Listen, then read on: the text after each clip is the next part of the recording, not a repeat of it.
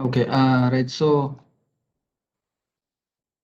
here we had a look at the taxonomy of the malware analysis and detection. So these are the segments, different areas of research for malware analysis and detection.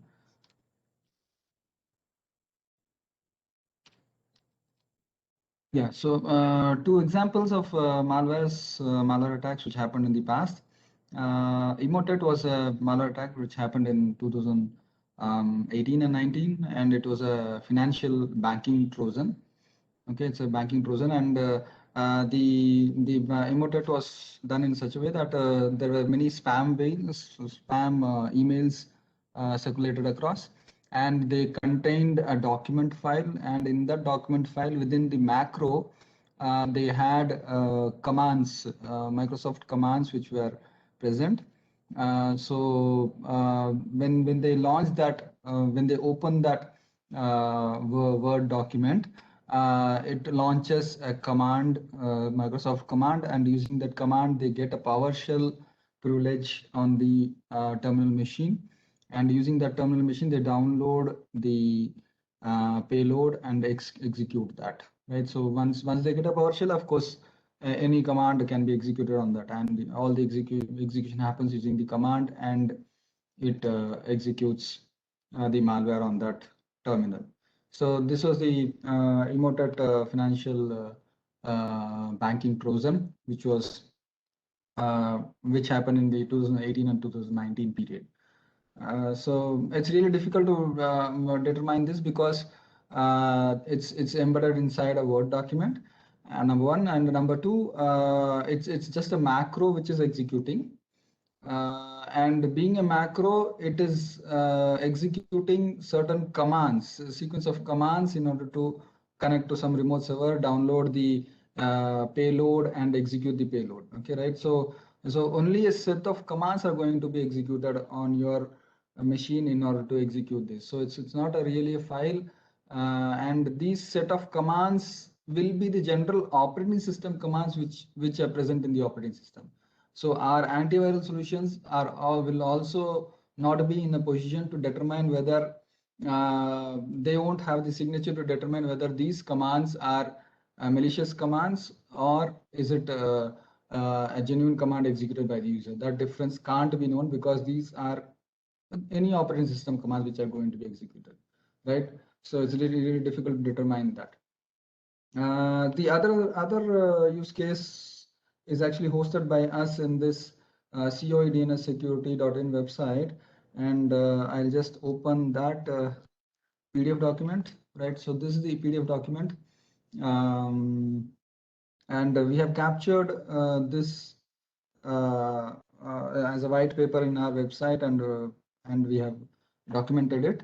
Actually, this is related to attack which there is a hidden Cobra team. North Korea's hidden Cobra team had performed this attack since 2010 till 2016 and 2017, and this hidden Cobra team are the authors of the ransomware WannaCry in 2017. Okay, right? So the complete attack was analyzed, investigated, and a technical alert with this number was issued by the US CERT agency. US CERT agency had issued a technical alert using this number. So all the details of this attack are present in this technical alert. We have captured, we have read through this technical alert, captured all the essence of that, and put this white paper for better and easier understanding of the happenings. So actually, we'll go straight away to the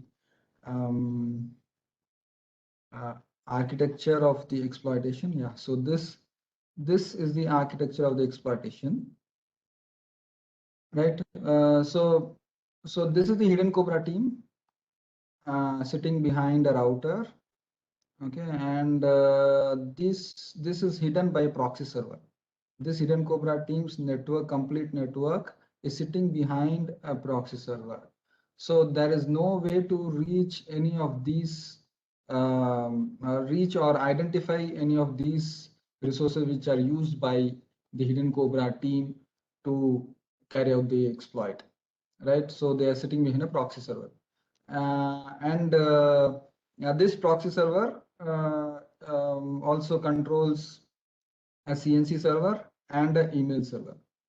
And these three servers are registered with a dynamic DNS, right? So dynamic DNS meaning there is no much of a registration formality of a domain name. You can just change the IP address and immediately or change the domain name or the IP address and immediately instantly register that with the DNS. Okay, because the DNS client sits in all these three resources, and as soon as we change the IP or the domain name of it, it instantly updates the DNS with the updated IP or the domain name, right? So things in this box are not static; they keep changing dynamically. So by doing that, identifying the source of attack becomes really difficult because the target keeps on moving. This may have a 1.1.1.1 IP now, and the next instant it may have 2.2.2.2 IP. Okay, right? So using this dynamic nature, they keep escaping from being traced or identified, right? So actually these Hidden Cobra teams identified a media company in US, and they did a social engineering of the employees of that company. They identify the email IDs of those employees and started sending spear phishing emails, meaning targeted emails. They could identify the social behavior of a employee by looking at their social media accounts, and they sent specific targeted emails to the employees of this company, right? And of course, when they sent spam emails, targeted spear phishing emails to all the employees of the company, might be about 5% of them got fooled by the spear phishing email, and they would have downloaded this email file, or clicked on the link, right? And once they click on the link, there is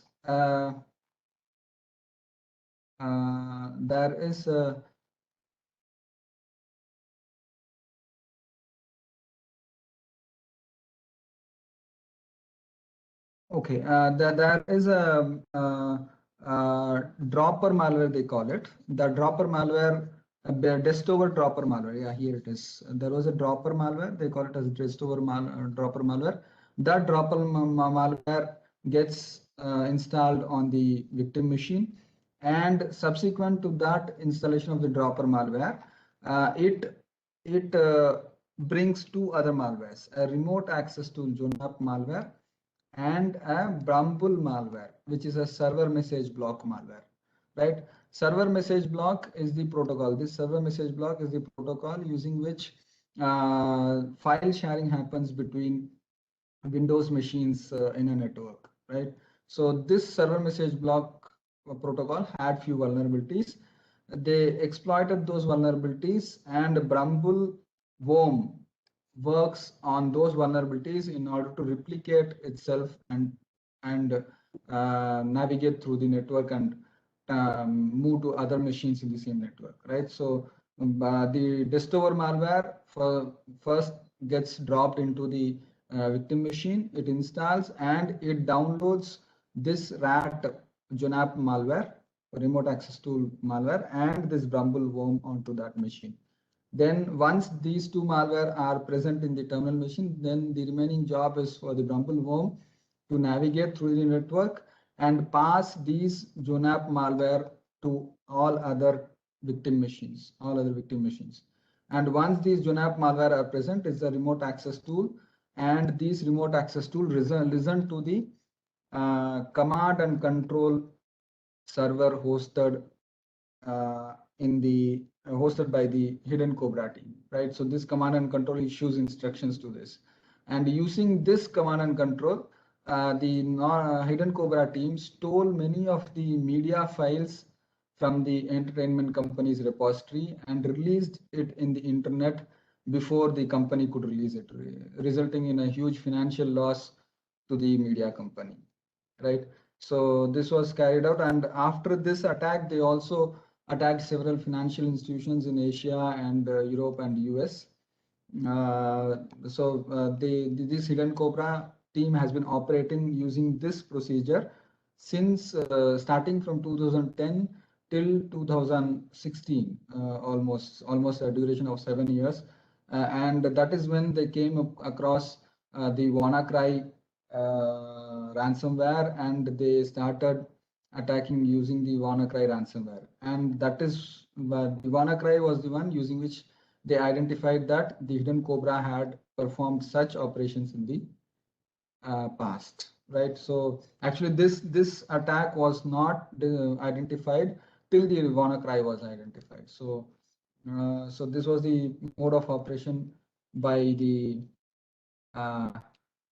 Hidden Cobra team, and they exploited the media servers of entertainment company and several financial institutions. So these are two cases. Dimensions of research in malware. So there are briefly 4 dimensions in malware analysis. In malware. One is detection of the malware. Once we detect it, we can analyze the malware for its behavior, properties, and investigate that so that we come up with the signature of that. And if we come up with a signature, we can try to prevent malware. Okay, and there is another segment of prevention, which is avoid the malware from reaching the destination itself, right? So it is the first-hand prevention of malware. Okay, right? So one is preventing by using the signature. The other is avoiding the propagation of the malware itself. So there are 2 segments of prevention. Similarly, once we identify a malware and detect a malware and analyze a malware, what type of malware is that classification is the 4th category, right? So there are 4 dimensions of research. One is detection, analysis, prevention, and classification.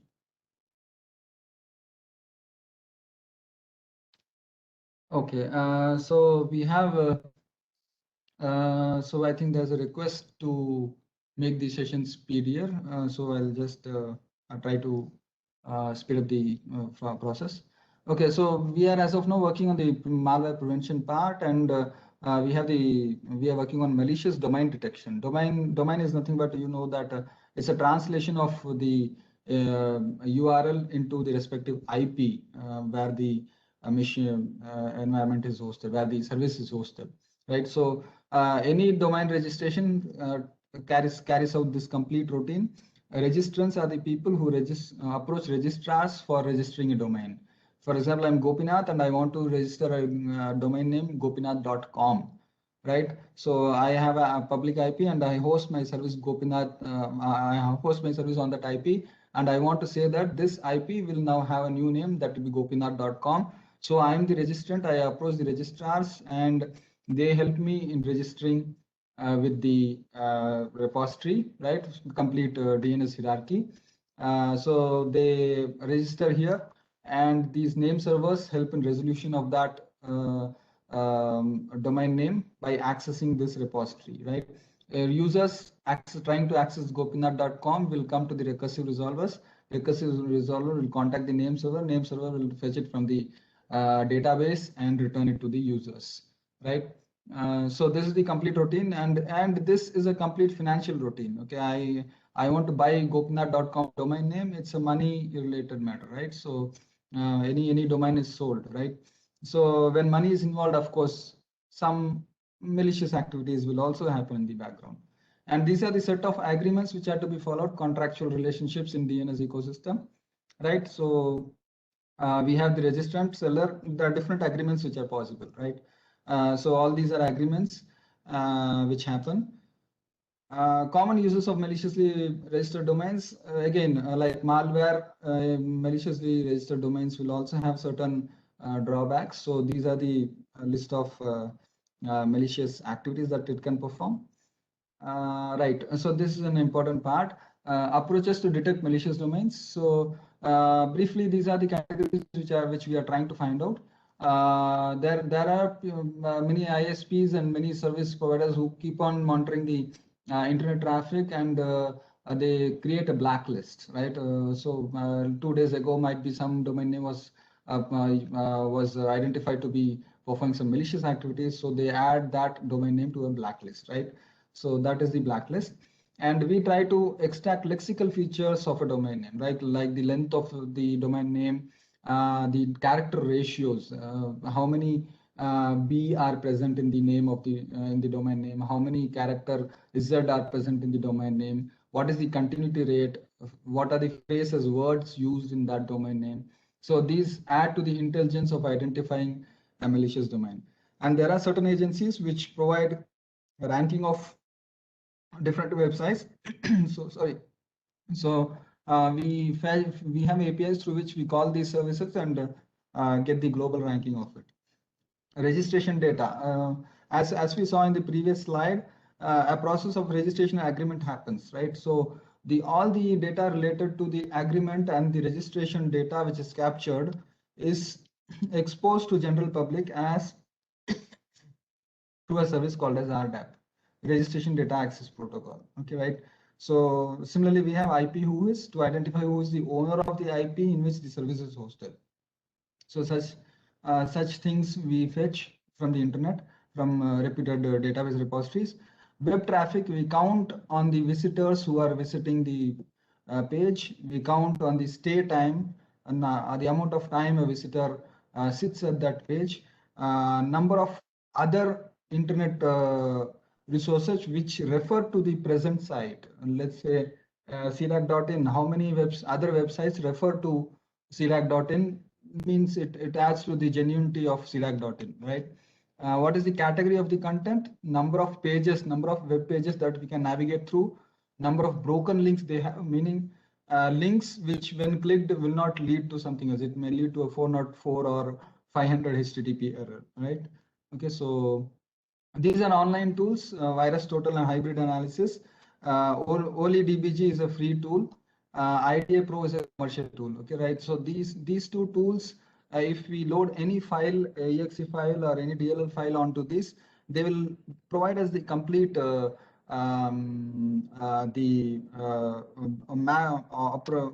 of that. Okay, right? So here I have a screen capture of the OLEDBG.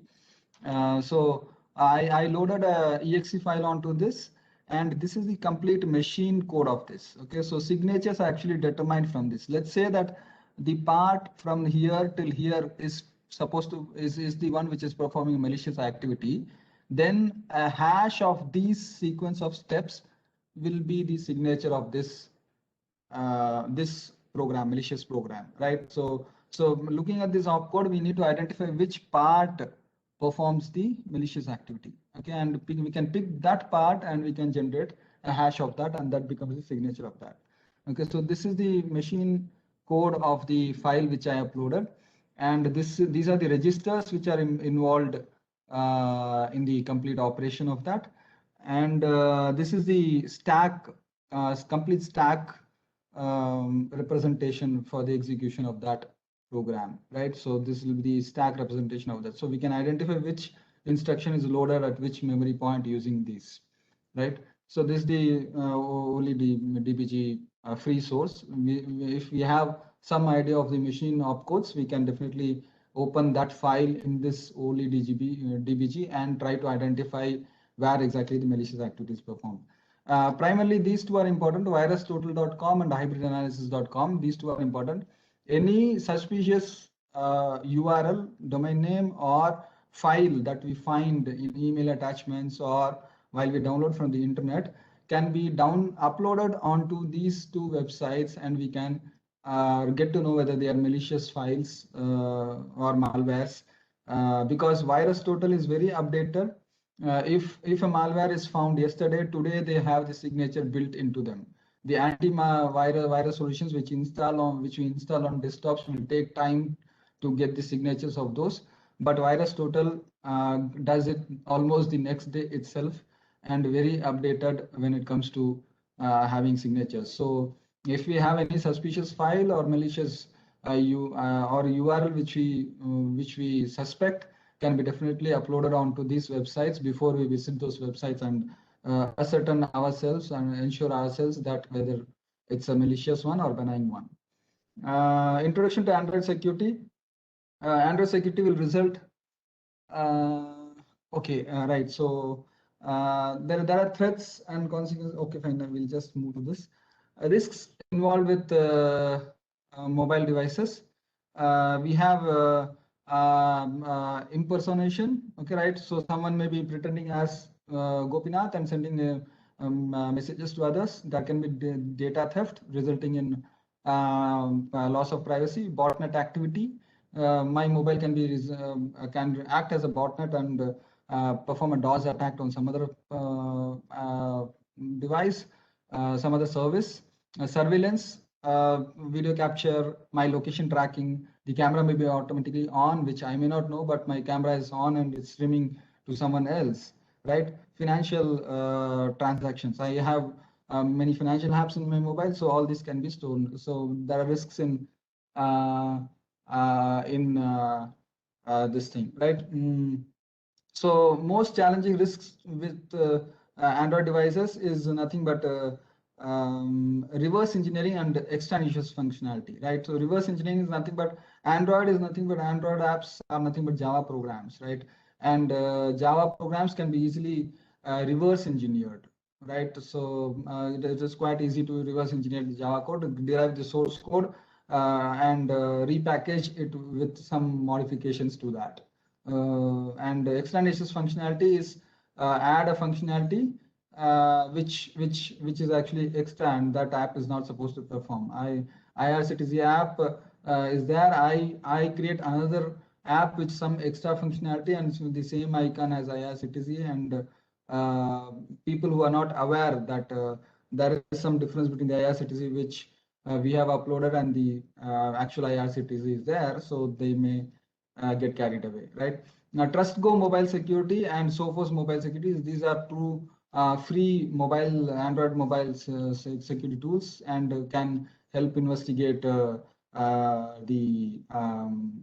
mobile Android mobile vulnerabilities or antiviral solutions are provided by this. So these are reliable, these are the ones which are as of now reliable for Android mobile applications.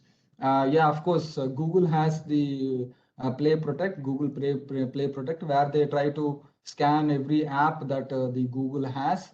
But of course, there are many apps that are getting uploaded, and it's not possible for Google to scan every app to the complete depth as much as possible. So of course, there may be some apps which are not properly scanned and have vulnerabilities or perform malicious functionalities. Thank you. I think that's the end of the session. So might be any questions we can take up.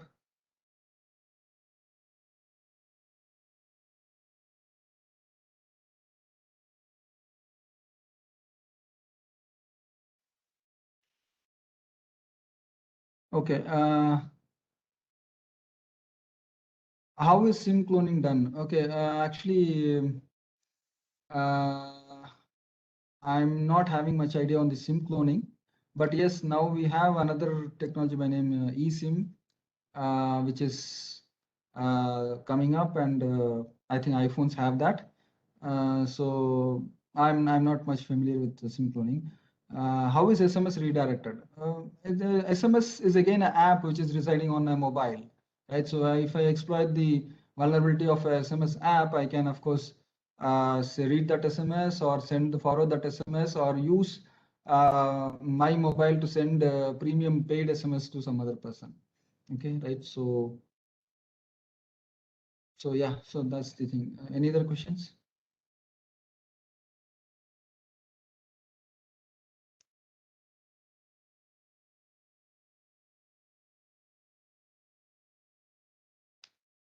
Yeah, we have certain tools like for Dexjar, Smali, all these tools are there which can help us investigate the APK files or even the jar files, perform static analysis on them.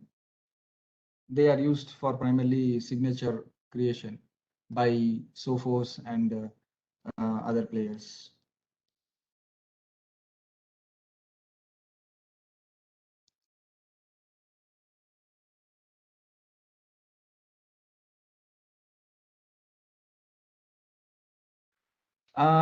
Yeah, of course. Mitre database need not have all the vulnerabilities. They also can't be investigating all the softwares and listing down the vulnerabilities. As the attacks which we discussed, Mitre database added those vulnerabilities only after those attacks had happened. So it is not necessary that Mitre database doesn't have a vulnerability, doesn't imply that the software which we are trying to use is not is really safe enough.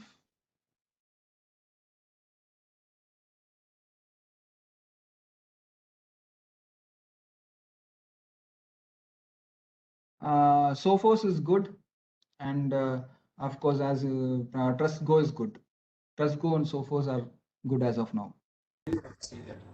Hello, sir. Naresh here. Yes. Yeah, sir. Can we conclude the session because Mr. Yeah, Dan yeah, is sure. waiting. Okay. Thank you very much.